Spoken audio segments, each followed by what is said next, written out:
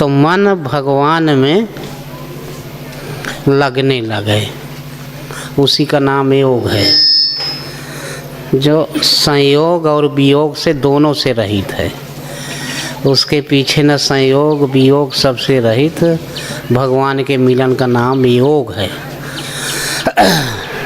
अब मिलने की विधि, शुरुआत जैसे नींव होती है, मकान बनता है उसके पहले नींव पड़ती है, तो योग का नींव है शुरुआत यम, यम है पहला, तब इसके आगे नियम। यम का अर्थ होता है मन जम जाए भगवान में, यदि नहीं जमा तो जमराज ले जाते हैं, जम गया तो धर्मराज वही बन जाता है। उसके 5 भेद हैं, अहिंसा, सत्य, अस्तेय, ब्रह्मचर्य, परिग्रह, 5 हो गए उसके विभाग। और फिर है तो इसलिए पहले यम, भगवान में मन को जमाने लगे, तब फिर आगे दीवार उठती, वो फाउंडेशन हो गया। तब नियम आता है, नियम ही 5 अंग है, शौच, संतोष, तप, स्वाध्याय, ईश्वर प्रणिधान। शौच का अर्थ लोग जैसे लगाते हैं तो वैसे नहीं है कि गंगा जमुना खूब नहायो गयो न मन का मैल, 8 पहर झूमत रहे जस कोल्हू का बैल। विकार तो मन में होते हैं, शरीर धोने से क्या होता है। शौचम इंद्रिय निग्रह, यानी इंद्रियां का संयम हो, भगवान का चिंतन हो, अंतःकरण की धुलाई भगवान के चिंतन से होता है, वही शौच है। संतोष जितने में है उतने में खुश रहे। स्वाध्याय, स्वयं का अध्ययन, ईश्वर का समर्पण, ये है। तब इसके आगे आसन होता है। आसन माने होता है स्थिरता पूर्वक बैठा रहे भगवान के चिंतन में, कि मन चलायमान न हो। एक कोई महात्मा रहे, आसन लगा कर गंगा किनारे बैठ के भजन कर रहे थे। भजन कर रहे थे, बगल में एक धोबी रहा, वो कपड़ा धो रहा था गंगा में। तो जानबूझ करके उसके छींटा डाल दिया करे महात्मा के। पहले तो 2-1 छींटा पड़ गए धोखे से, तो महात्मा खुनसाने लगे, भीतर से क्रोध आ गया, तो उसे चिढ़ाने मौज आने लगी धोबी का, जानबूझ के छींटा डाल दिया करे। तो महात्मा गुस्सा करके अपना आसन खसका लिए और दूर, धोबी और दूर पहुंच गए, वहीं पहुंच गया, और दूर खसकाए, वहीं पहुंच गया धोबी। तो भगवान चक्र सुदर्शन से कहे कि ये धोबी बहुत परेशान कर रहा है हमारे भक्त को, जा करके उसका तुम गर्दन काट आओ। तो चक्र सुदर्शन चला, तो महात्मा सोचने लगे भगवान हमारे सहायता के लिए भेजे हैं चक्र सुदर्शन। अरे तू तुरंत काट डालेगा, हमको बहुत परेशान किया है, पहले हम मारे धोबी का। 19-20 पड़ेंगे तो चक्र सुदर्शन ही है हमारी मदद में। तो लड़ गए महात्मा उठ के धोबी से। वो धोबिया रहा बरियार, वो रहे बुढ़ापा, तो धोबिया पटक दिया वो महात्मा का, मारे लगा। वो भी उठे, एक बार पटक दिए, दोनों गुत्थी में गुत्था लड़ गए। अब चक्र सुदर्शन चक्कर काट करके चला गया। भगवान पूछे हमारे भक्त की तुमने रक्षा किया? कहे महाराज हम नहीं समझ पाए कौन तुम्हारा भक्त है, वहाँ तो दोनों धोबी थे, बस एक एक को धो रहे थे। यदि तुम्हारा भक्त होता तो चुपचाप बैठा रहता, आसन से न डिगता। तो जब वो डिग गया तो अब तुम्हारा महात्मा कहाँ रह गए, वो तो वही हो गया। उससे लड़ गए, वो भी धोबी हो गए। तो शरीर का आसन नहीं है, स्थिर सुखम आसनम, जिसके द्वारा स्थिरता पूर्वक बैठा रहे। तो मन यदि भागता है तो जहाँ मन जाएगा वहीं शरीर भी पहुँच जाएगी। मन का अनुकरण करती है शरीर। यदि मन जो है भगवान में लग गया, स्थिरता पूर्वक, सुख पूर्वक, सुख एकमात्र परमात्मा में है। मन परमात्मा में लग गया तो शरीर चाहे जैसे बैठा रहेगा वो। तो वास्तव में मन का आसन है। प्राय लोग बैठे हैं, क्या करें हैं, भजन करेंगे, सब करेंगे, मन भागता रहता है। अब मन इतना अभ्यस्त हो जाए कि ठाढ़े बैठे पड़े उताना नाम जपे सो परम सयाना। बैठने में भी, सोने में भी, लेटने में भी मन भगवान में उसी प्रकार से लगने लगे। देश काल परिस्थिति से बाधित न हो, आबाद होने लगे। तो उसी को कहा गया है कि वो फिर प्रकृति से परे हो जाते हैं। जाने हो संत अनंत समाना, भगवान अनंत में लग जाए। प्रयत्न शैथिल्य अनंत समापत्ति अभ्यासम, कि प्रयत्न न करना पड़े किसी प्रकार का, शिथिलता आ जाए। जो पहले उसने साधन किया था, यम नियम ये सब में शिथिलता आ जाए, स्वाभाविक होने लगे। मन को दबाव न डालना पड़े, मन में तनाव न हो, अनंत परमात्मा में मन लग जाए, उसी का नाम आसन है। तो ये सब मन से संपन्न होने वाला आसन है। और शरीर से बैठा रहेगा वो कब तक बैठा रहेगा? आसन मारे का हुआ, मुई न मन की आस, ज्यों कोल्हू के बैल को घर ही कोस 50। मन तो चारों तरफ दौड़ रहा है, अब बैठा है तो इससे क्या होता है? तो जितना भी है साधन शास्त्रों में जो कुछ बताया गया है, बाहर की बात नहीं है, सब मन के निरोध की बात है कि मन किस प्रकार से कैसे बस में हो। अब एक है कि मनु महाराज थे और मनु महाराज चल दिए तपस्या के लिए। चौथा पान आ गया, उन्हें वैराग नहीं हुआ विषयों से। एक दिन बहुत ग्लानि हुई और भजन के लिए वो चल दिए। जब चल दिए तो लड़के को राज दे दिए, बड़े लड़के को, छोटे को युवराज। उन्हीं का नाती ध्रुव हुआ था। फिर वो गए कहाँ, नीमसार, ऋषियों से मिले, ऋषि ही मिलने उनसे आए और फिर लग गए तपस्या में, कंदमूल फल खाने लगे। पहले बैठे रहे, पानी पी कर रहे, फिर ठाढ़े रहे, एक पद दो, एक पद, एक पैर के बल खड़े रहे, खडेश्वरी हो गए। तब भी भगवान नहीं मिले, हड्डियों का ढांचा मात्र रह गया। ब्रह्मा विष्णु महेश पहुंच गए, वो भी लुभाने लगे कि जो मांगना हो वरदान मांग ले, कुछ नहीं मांगे। अंत में उन्होंने कहा कि जिनके अंश मात्र से एक नहीं अनेक ब्रह्मा विष्णु महेश उत्पन्न होते हैं, उनका हम दर्शन करना चाहते हैं। तो इससे ये सिद्ध होता है ब्रह्मा विष्णु महेश से ऊपर एक भगवान है। जब वो मिल गए तब कहे कि वरदान मांगो। तो मनु महाराज सोचे मांगेंगे फिर चुकेगा, फिर मांगना पड़ेगा, क्यों ना हम देने वाले को मांग ले, कभी ना मांगना पड़े।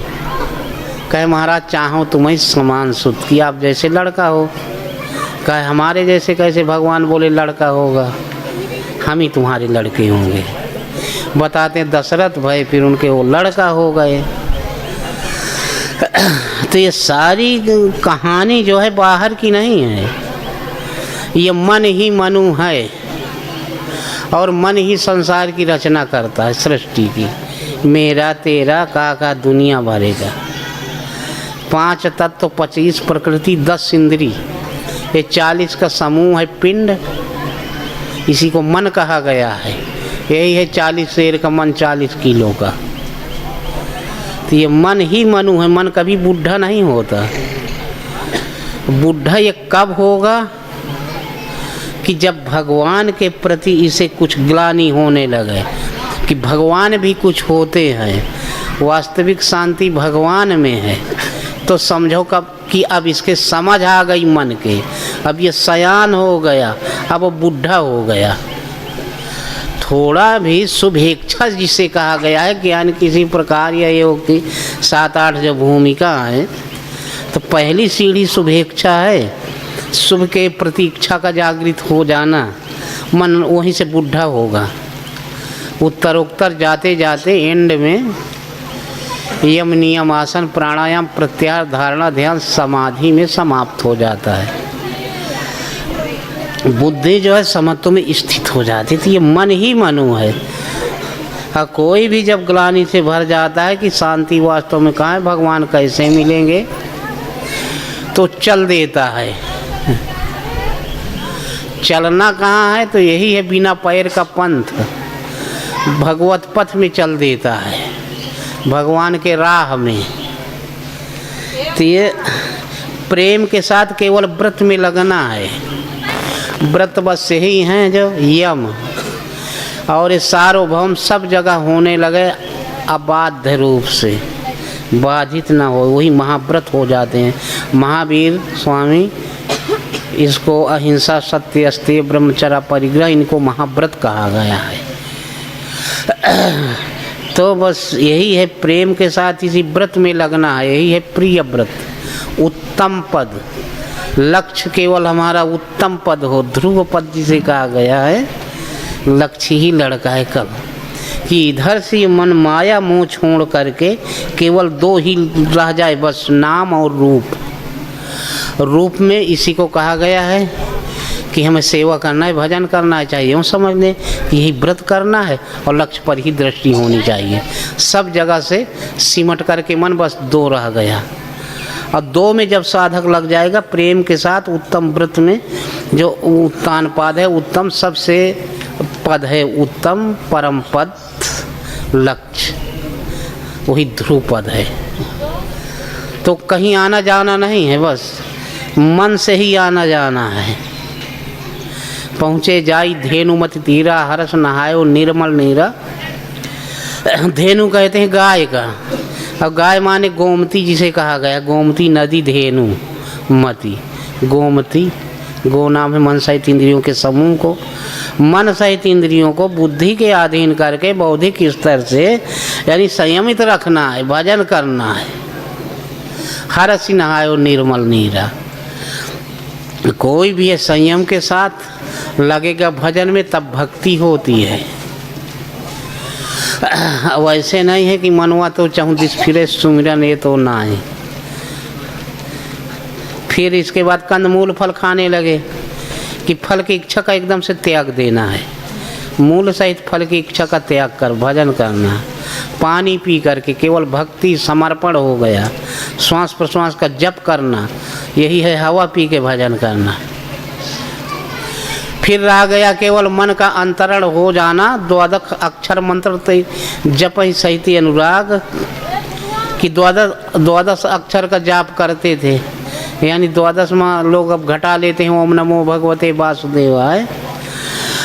तो मंत्र उसे कहा गया है कि मन नाम, मन को अपने में स्थान दे दे, अपने हृदय में नाम, वही मंत्र की श्रेणी में आ जाता है। वो जब मन को सिमेट ले नाम अपने में, तो बुद्धि है, मन है, 10 इंद्रिय, यही द्वादश हो गए, और ये सब सिमट गए सब नाम में। नाम भगवान का केवल महापुरुषों ने 2-2.5 अक्षर का बताए हैं, और ओम अथवा राम शिव कुछ भी 2-2.5 अक्षर का ही श्वास में नाम ढलेगा। लंबा चौड़ा तो प्रार्थना है। ओम संपूर्ण मंत्रों की उत्पत्ति ओम से हुई है, ओम ही बीज मंत्र है, उसी का जाप करना है। अस्थि मात्र होए रहे शरीरा तदप मनाग मनऊ नहीं पीरा। शरीर का कारण होते हैं संस्कार, जन्म जन्मांतर के, जैसे लोग इच्छा करते हैं मरते समय वही वो हो जाया करते हैं। तो ये संस्कार सूख जाते हैं, लेकिन सूख गए, हड्डी हो गए, एकदम सूख गए सब। और ब्रह्मा विष्णु महेश जिन्हें कहा गया है तब वो आते हैं। जो जो संस्कार सूखते जाएंगे, यही तो बात है। जैसे किसान एक खेत से दूसरे खेत में पानी ले जाता है, पानी का स्वभाव है ढरकन की तरफ जाएगा, लेकिन किसान रुकावटें दूर करता है, नाली साफ करता है। तो ये रुकावटें संस्कार होते हैं, ज्यों ज्यों साफ होने लगते हैं त्यों त्यों भगवान की विभूति ऐश्वर्य सब उसमें आने लगते हैं। तो विधि ब्रह्मा का एक नाम है विधि, साधना की संपूर्ण विधि उसमें आ जाती है। अहंकार से वो बुद्धियज, और बुद्धि जो है उसे कहा गया है रित अंभरा, बुद्धि तत्प्रज्ञा, यानी सत्य से संयुक्त हो गई बुद्धि। भगवान के आदेश निर्देशन पर चलने वाली बुद्धि को ही ब्रह्मा कहा गया है। विष्णु जो हैं सहस्त्र जल दल कमल, विष्णु वहाँ निवास करते हैं। संपूर्ण सहस्त्र प्रवृत्ति मन की भगवान में सिमट गई तो विश्व के एक एक कणु में व्यापक सत्ता विष्णु वहाँ निवास करने लगते हैं। उसके साधन की सुरक्षा करने लगते हैं। साधक चलता है और जो विकार आते हैं वो चक्र के द्वारा काटते जाते हैं भगवान। अशुभ अशुभ का संहार कर दे वो शिव है। परम में स्थिति दिला दे तो ये भी एक अवस्था है, विभूति है भगवान की। इसके आगे इसलिए कहा गया गुरु ब्रह्मा। जब गुरु मिले तब विधि समझ में आती। गुरु विष्णु गुरुदेव महेश्वरा, गुरु साक्षात। शुभ अशुभ का संहार करके उसमें स्थित कर देना, जिन्हें साक्षात पर ब्रह्म तस्मै कहा, श्री गुरुए कहा गया, उसी को शिव कहा गया है।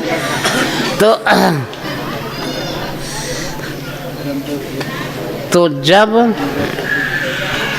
वो मिल जाते हैं, उनमें स्थिति मिल गई भगवान में, तो अब उनका पुरुषार्थ पूर्ण हो गया। अब उनके लिए कुछ नहीं करना, लेकिन पीछे वालों के लिए कल्याण का मार्ग उन्हीं से प्रशस्त होगा। उनके स्वरूप का ध्यान करना है। दसों इंद्रिय उन्हीं के द्वारा संयमित होंगी और राम की जागृति, अनुभव की जागृति उन्हीं के द्वारा होगी। तो इसलिए वही अवध के भुआल हो जाते हैं दशरथ। उनका लोग ध्यान करते हैं। ध्यान के द्वारा राम जो सबके हृदय में सोए हुए हैं, एक राम घट घट में लेटा, एक राम दशरथ का बेटा, एक राम का जगत पसारा, एक राम सब जग से न्यारा। राम तो सबके हृदय में है लेकिन सोए हुए हैं। बलिहारी वो घटन की जाघट पर घट हों। दसों इंद्रिय जब संयमित होंगी और नाम जप में साधक लगेगा तब उनकी जागृति हो जाएगी।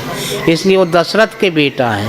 फिर एक बाह्य जगत है, एक अंतर जगत है, और अंतर जगत में जितने विकार हैं उनको सबको मिटाते जाएंगे। ब्रह्माचरणमय प्रवृत्ति जितनी है वो बानरी सेना, वो सब संग्रह होती चली जाएगी। उसी को परमार्थ कहा गया है, भगवान से मिलाने वाली विद्या। और जब मोह रूपी रावण का अंत हो गया, मोह समाप्त हो गया, सब नष्ट हो गया, रामराज की स्थिति मिल गई, तो रामराज एक राम सब जग से न्यारा। रामराज बैठे त्रैलोका, हर्षित भय गए सब शोका। तीनों लोग से परे हो जाते हैं। तो ये साधना सब है भीतर अंतःकरण की, मन की है, और मन का ही आसन है। बाहर जो लोग आसन लगाते हैं केवल स्वास्थ्य के लिए तो ठीक है, लेकिन योग से और भगवान से उससे कोई संबंध नहीं है। संबंध होगा जब भगवान में मन भगवान में लग जाए, तब वो भूल जाएगा, शरीर का भान मिट जाएगा। वास्तव में वही आसन है। तो मन से भगवान का भजन करना है और ये मन को ही रोकना है। अभ्यास वैराग्य अभ्यम तन निरोधा। अभ्यास और वैराग के द्वारा मन बस में होता है। अभ्यास और वैराग करना है, तो अभ्यास किस में करना है? तो इसके लिए अभ्यास वैराग में ही पूरा योग टीका है। गीता में भी अभ्यास वैराग कहा गया है। तो उसकी मन भागेगा, सीमेंट के भगवान के चरणों में लगाना है। और वैराग्य माने होता है त्याग, कि मन भागे ने शरीर को दृढ़ रखना है। तो इसलिए सद्गुरु का ध्यान, ओम का जप, यही है अभ्यास, इसी का करना है। और शास्त्र में है, लेकिन बहुत देर लगे उसकी व्याख्या करने में, कि क्लेश कर्म विपाकाशय परामर्श पुरुष विशेष ईश्वरा तस्य वाचक प्रणवा, उनका ओम नाम है, उसका जाप, उनके स्वरूप का ध्यान करना है। बस यही अभ्यास है।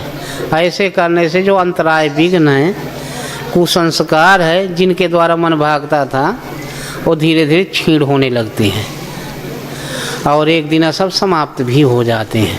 योग का परिणाम जो है और परम तत्व परमात्मा विदित हो जाते हैं। तो इसलिए आसन जो है मन का होता है। मन से भजन चिंतन करना है। अब बाहर नहाए धोए, बाहर से वो करने से कुछ नहीं होता। पहले मन भागत रहता है, चलो ठीक है मिल गया मंदिर, वहाँ हाथ जोड़ करके खड़े हो गए तो थोड़ी से मन केंद्रित हो गया। लेकिन जब तक सांप बांबी में घुसा है तो बांबी पीटने से ना मरेगा जब तक खोद के ना मारे। मन में होते हैं सब विकार, तो मन से ही बैठना भजन का। मन मंदिर, मन मंदिर है और उसका संधि है तो वही मंदिर है। विच्छेद कर दिया तो मन इंद्रिय होता है। तो पहले के ऋषियों ने बस बताए हैं कि ये मन मंदिर है। फिर लोग बाहर भी बना लिए, ठीक है, वो भी प्रार्थना है, याद आ जाता है, भगवान की स्मृति आ जाती है।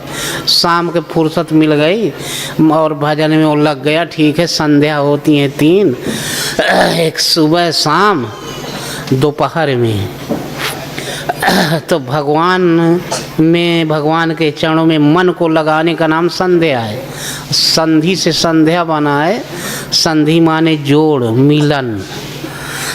तो शाम के समय में जैसे रामायण में भी है कि संध्या समय फिरी दवनी समर भई सुभटन श्रम घनी, कि दिन डूबे के बाद लड़ाइयाँ बंद हो जाती थी।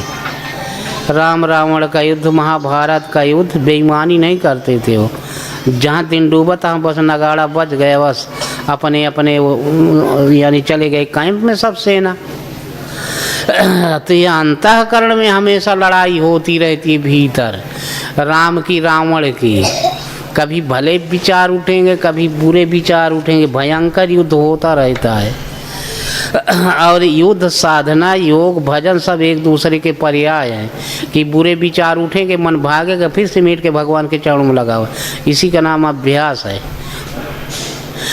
तो संधि जब भगवान में मन लग गया तो शुभ और अशुभ दोनों संकल्प रुक जाते हैं, शांत हो जाते हैं। इसी का नाम संध्या है। तो पहले बाहर से अभ्यास किया जाता है, फिर दिन डूबे के बाद वातावरण शांत रहता है, काम काज से निवृत्ति रहती है। चलो ठीक है, मंदिर में बैठ गए, भजन करने लगे, धीरे धीरे मन को लगाना है भगवान में। वो लग गया तब समझो वास्तविक संध्या हम कर रहे हैं। एक ऐसा एक पंडित जी एक रहे, बहुत दिनों तक काशी में पढ़े लिखे। और पढ़े लिखे के बाद जब पढ़ चुके तो सोचे कि पंडितों का काम है कुछ वृत्ति कायम करना। अब हम जाते हैं कहीं चेला ओला बनाएंगे। पहुंच गए, एक यादवों का गांव रहा। तब उन्होंने पहले की वह लगे कि कहीं महाराज कथा आप जानते, कथा सुनावा करते हैं। पंडित कहाँ, यह हमारा धंधा है और का कथा नहीं जानते और क्या जानते हैं। यादव लोग बोले यदि महाराज हम तुम्हें कथा में हरा दें तो। पंडित कहे हम कैसे हारेंगे। कहे हम हरा दें तो फिर तुम्हारा हम बोरिया बिस्तर जो कुछ है, पोथी पत्रा, घोड़ी गधा सब ले लेंगे, कपड़ा उतरवा लेंगे। पंडित कहे हाँ ठीक है, शायद हम तुमको हरा दें। कहे पूरी गृहस्थी हमारी तुम ले जाना। कहे ठीक है, शर्त तय हो ही गए। अब शाम के सब यादव इकट्ठा भये। पंडित सोचे कैसे हमको हरा देंगे। पंडित तो अब कथा शुरू किए। और कथा के पहले वो होता ही सब कहते हैं गजाननम भूत गणादि सेवितम, कहे श्री गणेशाय नमः। या तो कहें पंडित जी रुक जाओ, कहे कहा है, कहा ये बताओ गणेश जी के बाबू क्या नाम था। गणेश के बाप का क्या नाम था। पंडित जी कहें शंकर जी। तो फिर वो पूछे कहे शंकर जी के बाप का क्या नाम था। तो कहें ब्रह्मा जी। कहे ब्रह्मा जी के बाप का क्या नाम रहा। अब कहा बताइए, कहाँ तक वो बताएंगे। पंडित अड़ुक गए।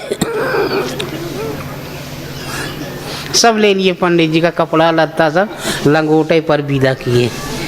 पंडित का भाई पढ़ा लिखा तो कम रहा लेकिन कड़ा बहुत रहा।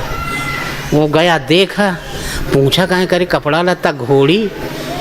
अब 1 महीना भर खरीदे रहे सर 500 के। कहा भाई इतनी बढ़िया घोड़ी। कहे कथा में हरा दिए यादव। कहे ससुर तुम यादवन से हार के चलाए कथा में। 4 बीघा खेत बेच के पढ़ाई, इतना तुम्हें 10 बीघा और हिरन से हार के चलाए। बताओ नाक कट। कहे ऐसा उनका गूढ़ प्रश्न ही था।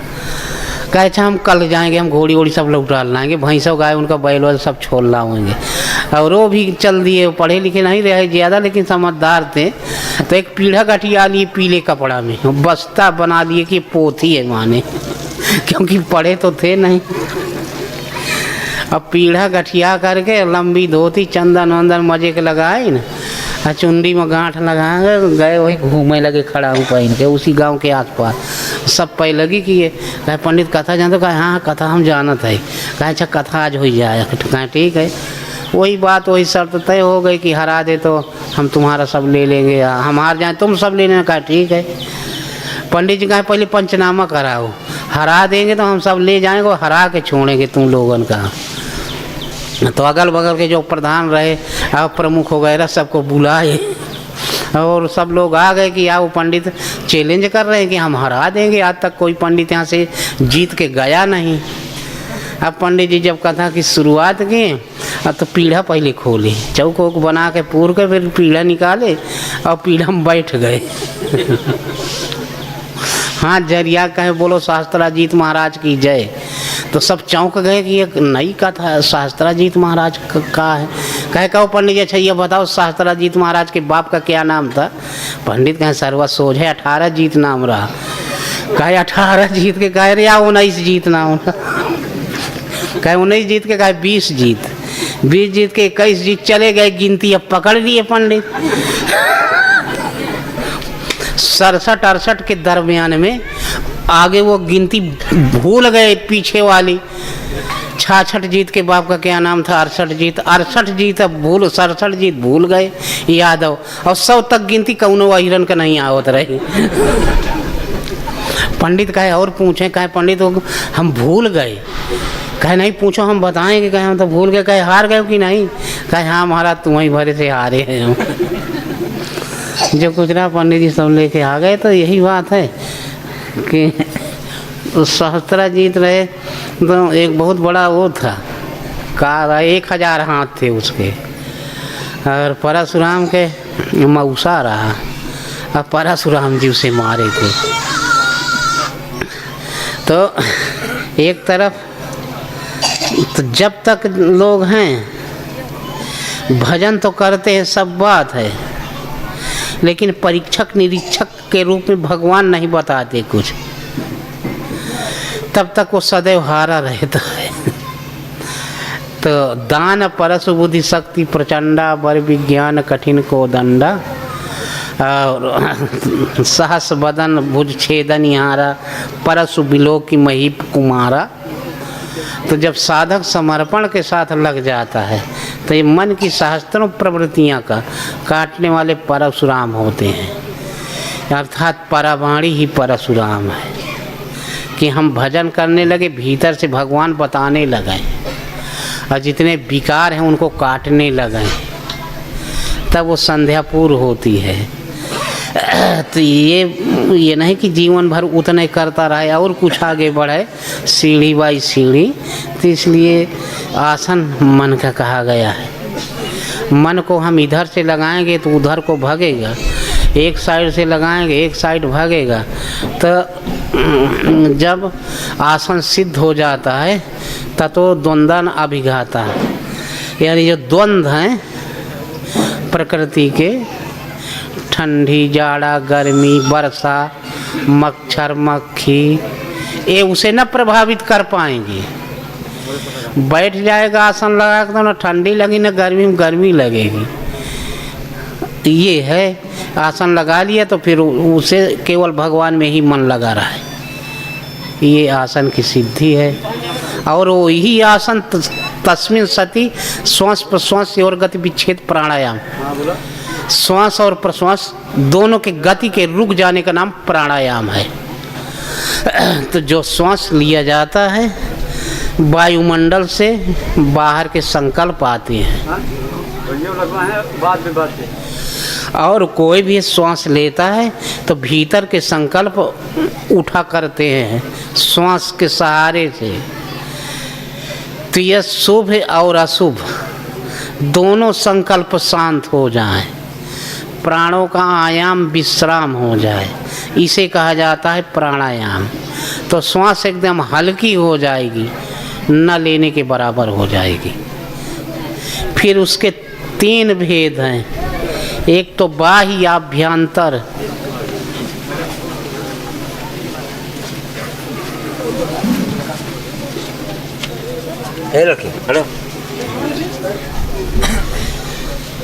बोलिए श्री सद्गुरुदेव भगवान की जय।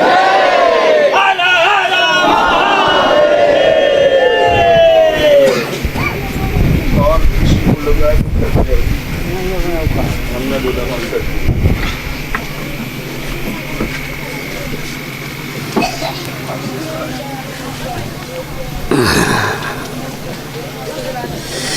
तो ये है एक बाह्याभ्यंतर स्तंभ वृत्ति। तो बाहर के संकल्प बाहर रुक गए, भीतर के भीतर रुक गए, श्वास स्तंभित हो गई, जैसे कि खंभा हो वैसे। तो इसी के लिए बांस कहा गया, श्वास को बांसुदेव। फिर चौथा है कि स्वाभाविक बाह्याभ्यंतर विषयाक्षेपी चतुरता। दबाव न डालना पड़े, स्वाभाविक होने लगे बस। तो ये मन भागेगा, भगवान में लगा हुआ है मन को। एक दरोगा रहा, उसने एक चोर को पकड़ा और कहा अब हम छोड़ेंगे नहीं तुमको, जेल ले जाएंगे जी। तो चोर का पहुंचा चौराहे पर और कहा कि ऐसा है साहब कि इस दुकान का हम रोज पान खावा करते हैं, आप छोड़ देते तो हम पान खाया होते, नहीं तो जेल में डाल दोगे, कब छूटें कब ना छूटें। तो दरोगा छोड़ दिया। फिर कहाँ लौट के आवत हो, तो भाग गया, चोर रहा। फिर दरोगा गुस्सा आ गया कि अब न छोड़ेंगे सारे को। एक दिन पकड़ लिया, 2-4 दिन के बाद कहा अब सीधे तुम्हें हम थाने ले चलो, छोड़बे ना करा। फिर चोरानू ने भी नहीं किया, उसी चौराहे पर छोड़ देते, पान खाए होते, जेल कर दोगे, कब छूटें कब नहीं। अंत में उन्होंने कहा कि हम देख बेवकूफ़ नहीं है। थानेदार ने कहा ये बाल जो हैं धूप में नहीं सफ़ेद भाई, यही करते हमारे ज़िंदगी बीत गई, हम छोड़ देंगे, तुम भाग जाओगे, तुम खड़े रहो, हम जाते हैं पान लेने। जब वो दरोगा चला गया तब वो भाग गया चोर, बात तो वही पड़ी। तो इसी प्रकार से ये मन है कि बाहर की तरफ रोकोगे, भीतर की तरफ रोकोगे, बाहर भाग जाए, बाहर रोके भीतर भागी, एक जगह नहीं रुका करता, भागता रहता है। तो इसलिए आसन जो है योग का वो अंग है जिसके द्वारा मन स्थिर हो जाता है। तो इसके लिए अभ्यास करना पड़ता है, केवल ये नहीं बाहर नाम और रूप में केवल नाम जपाना है या तो ध्यान करना, नाम जपना है ध्यान करना है। ऐसे ऐसे करके जब भीतर से कुछ रस मिलने लगता है, उमा राम स्वभाव जय जाना ताई भजन तज भाव ने आना, फिर दूसरा ना अच्छा लगेगा, फिर वही अच्छा लगेगा। इसे खुमारी हो जाती है और नशा संसार के उतर जात प्रभात, नाम खुमारी नानका चढ़ी रहे दिन रात। फिर हमेशा दिन रात एक वो खुमारी हो जाती है। तो इसलिए पहले अभ्यास किया जाता है, नाम जपाया जाता है। तो ज्यों ज्यों नाम जपेगा साधक, तो एक दुखों की जड़ जो है शांति का संस्कार ये धीरे धीरे कटने लगते हैं। और एक उपाय है दृष्टा दृश्य संयोग हे हेतु। दृष्टा और दृश्य का संयोग संपूर्ण दुखों को नष्ट करने वाला है। तो दुनिया का जितना भी संयोग है, आज हम किसी का संयोग है, कल वियोग हो जाएगा, चाहे जैसा हो। लेकिन भगवान ही एक ऐसे हैं, वो हैं दृष्टा, भगवान आत्मा। और उसका यदि संयोग हो गया तो फिर कभी वियोग नहीं होता। उसकी जागृति हो गई कि भगवान कुछ न कुछ बताने लगे, भजन एक जागृति है। और जब वो उसी को शब्द कबीर साहब कहे हैं, जब वो जागृति हो जाती है तो ये संपूर्ण सरलता से मम दर्शन फल परम अनूपा, जीव पाव निज सहज स्वरूपा। फिर भगवान ही सब कराने धराने चलाने लगते हैं। अब जैसे रामायण में है कि दशरथ रहे माने, और दशरथ के बल से देवलोक बसा था। सुरपत बसहि बाहुबल जाके, नरपति सकल रहाई रुकता के। देवलोक बसाते थे दशरथ जी। और इधर आवत रावण सुने उसको हुआ देवंत के मेरी गिर को हुआ। रावण जब पहुंच जाए देवलोक खाली, सब भाग जाते थे सुमेरु पर्वत में देवता। तो दशरथ से बढ़ करके तो रावण हो गया। फिर अब बाली एक ऐसा रहा कि रावण का भी 6 महीना कांख में दबा लिया था। एक बार विघ्न कर रहा था उसके पूजा में, तो बाली ने रावण को कांख में दाब लिया। 6 महीना दबा रह गया, वो भूल गया। लगा 6 महीना नहाबो नहीं, बाकी कपड़ा उतारत के पहनत के शायद निकल जाता। चीलर खटमल वो भी काटते हैं तो कुछ म कुछ आहट मिलती है। रावण कितना काटा हो, कितना चिल्लाया हो, बाली को पता ही नहीं। तो अब सबसे बड़ा तो बाली हो गया। पहले दशरथ, फिर रावण, फिर इधर बाली सबसे बड़ा हो गया। फिर उनहु तीनहु से बढ़ करके फिर राम हो गए। बाली, रावण, दशरथ तीनहु का फिर वध कर दिए राम है। अब फिर राम राज बैठे त्रय लोग। तो दशरथ का पहले उपाय से मारे, अगर 3 में 1 बने रहते तो शायद राम राजा न होते। तो पहले उपाय से तो दशरथ का वध किए, मारे। दशरथ का मारे वियोग से, बाली का मारे पेड़ के संयोग से। उसे वियोग से तो उसे संयोग से। और तेज पुंज रथ दिव्य अनूपा, हर्ष चढ़े कौशलपुर भूपा। और सब दिव्य रथ था, दिव्य अलौकिक, यानी सब लोक से परे अस्त्र शस्त्र थे। ऐसे करके रावण को मारे हैं, यानी संयोग वियोग, संयोग वियोग से रहित होकर के तब रामराज बैठे त्रय लोग। तो ये भी एक दशरथ जिसे कहा गया है, 10 इंद्रियों की निरोधमयी प्रवृत्ति ही दशरथ है। जब सतगुरु मिल गए, इंद्रिय संयमित हुई, भगवान रथी हो गए, तो दैवी संपत्ति ही देवता है। उसके अंतःकरण में दैवी संपत्ति टिकेगा। कोई भी है 10 इंद्रियों को संयमित करके समर्पण के साथ लग गया भजन में, बस तो दैवी संपत्ति रहेगी उसके अंतःकरण में। कहीं उसी स्थान पर फिर रावण आ जाता है, मोह रूपी रावण। जब मोह के संकल्प आ गए, विचार आ गए, तो देवता दैवी संपत्ति भाग गई, फिर न पता चलेगा।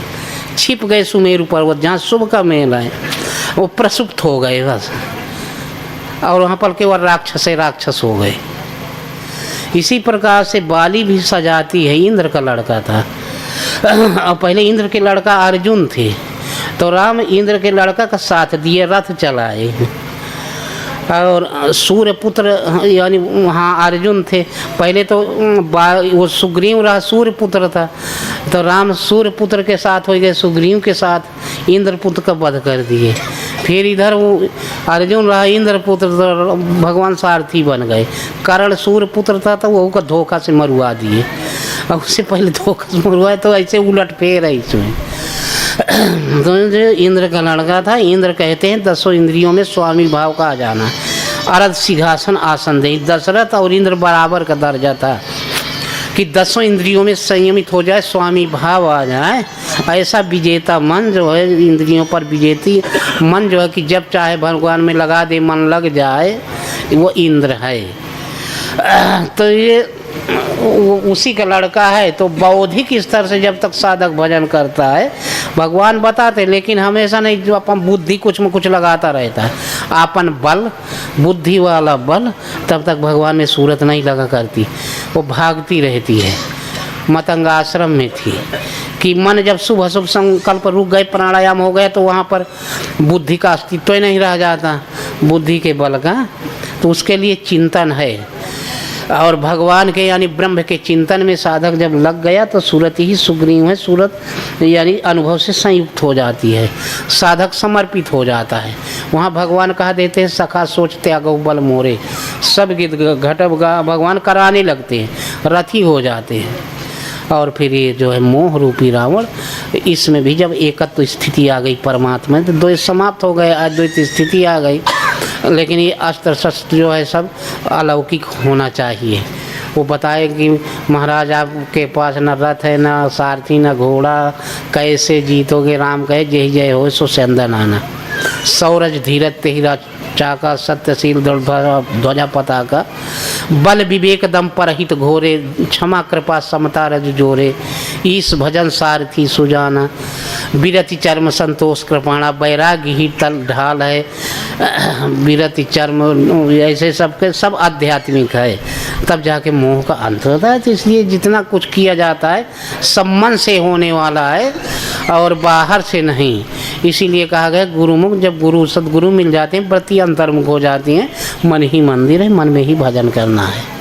और बाहर जहाँ जहाँ तक है भटका सब गोचर, जहाँ लग मन जाई सो सब माया जाने भाई। तो इसलिए भगवान का भजन करे, गणित न लगावत रहे। वकील के घर में एक चोर घुस गया रहा, 4 ठे चोर चोरी करे लगे। वकील जग भी गया, जान भी गया, चोर है, और कुल्हाड़ी लेके खड़ा भी हो गया मारने के लिए।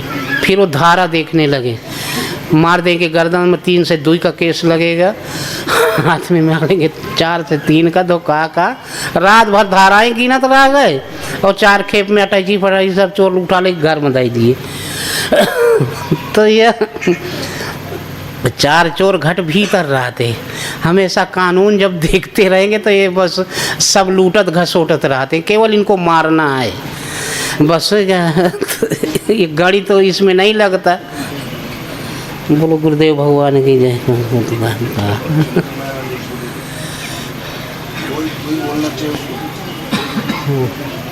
हम तो नहीं आवत रहे बोले का जबरदस्ती, हम कहीं कि चल बोले का है, हम कहे बोलो।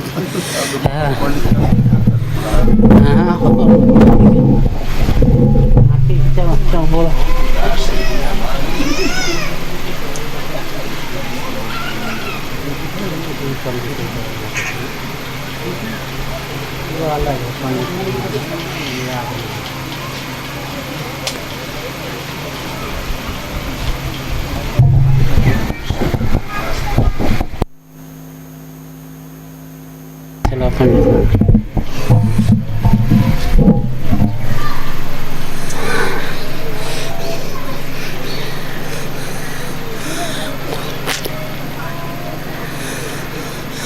ऐसा रहा कि एक गांव पानी बरस गया था। पानी बरसा, धान वान की रोपाई हो गई थी।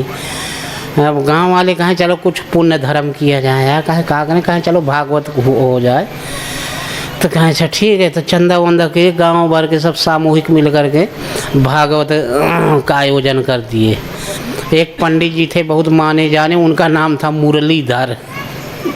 मुरलीधर पंडित जी को कह दिए भागवत कहने के लिए, आमंत्रित कर दिए। पंडित सोचने लगे कि बरसात में हमारा काम धाम ठप है और अभी पितर पक्ष भी बहुत दूर है, चलो ठीक है भागवत कह देंगे। खुश हो गए कि अब भागवत शुरू कर दिए। बहुत लोग सुनने लगे। 7 दिन में पूरी हो गई। गांव के कहें काम काज कुछ है ये नहीं, कथा होने दो। महीनन कथा चलती रही। अब 1 महीने के बाद पूर्णाहु के दिन भंडारा का आयोजन हुआ। सब गांव वाले भंडारा शुरू कर दिए। तो नई उम्र वाले जितने लड़के थे वो कहने लगे कि कथा सुनत सुनत कान पक गए, चलो कुछ मनोरंजन हो जाए। तो कहे चलो नाच कराया जाए, डांस। तो एक पतुरिया बढ़िया रहे, उसको बुला दिए। अब नाच होने लगा तो इनाम देने लगे। को 2 रुपया दिया तो बगल वाला 4 रुपया दे दिया, कोई 5 दिया तो वो 10 दे दिया, यानी इनाम में कंपटीशन हो गया। और 500 रुपया तुरंत वो पा गई 2 गाना में। अब पंडित के पेट में कलछुली चलने लगी। कहे अरे बाप रे, ना गीता कही ना रामायण, और तुरंत 500 रुपया पा गई। मर गए 1 महीना से मूढ़ मारते मारते, 1 को पैसा से भेंट नहीं है। ऐसे 500 दे दिए। अगर हमको ही दे देते तो क्या होता। आखिर सब आदमी तो हम ही इकट्ठा किए, सब श्रद्धा जागृत किए, हमें नहीं दिए। फिर सोचे कि इससे तो हमें 10 गुना ज़्यादा उम्मीद है, संभावना है मिलने की। लेकिन रात भर उनका करवट बदलत रह गए कि यार हमें दिए 500 रुपया का होता। सुबह हुई, पंडित जी कहें भाई हमारा काम पूरा हो गया, चलो सब लोग पैर छुओ, हम जा रहे हैं, हम कथा पूरी हो गई। अब सब कहने लगे यार वो पंडित का कहा दिए जाए, कहा पंडित का कहा दे दक्षिणा। तो गांव के जो प्रधान रहे उनसे पूछा गया। प्रधान जी कहाँ छोटी छोटी बातें हमसे पूछ रहे हैं, अरे पंडित को क्या दक्षिणा देना है। लड़के बच्चे हाथ पैर दबाए, दूध घी उसे खवाया गया, कपड़ा लत्ता धोए गए। कथा में कौन मेहनत पड़ती है, रुपया रोज के हिसाब से 30 रुपया दे दे। पंडित जी का 30 रुपया दिए।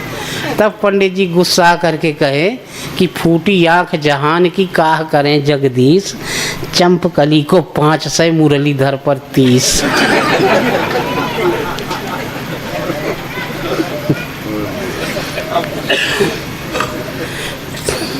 हाँ हाँ, अब समय नहीं बस तो ठीक है।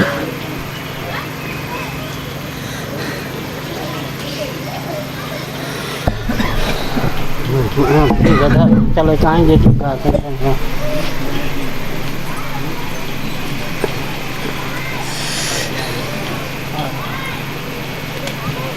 ये हाँ घर उनके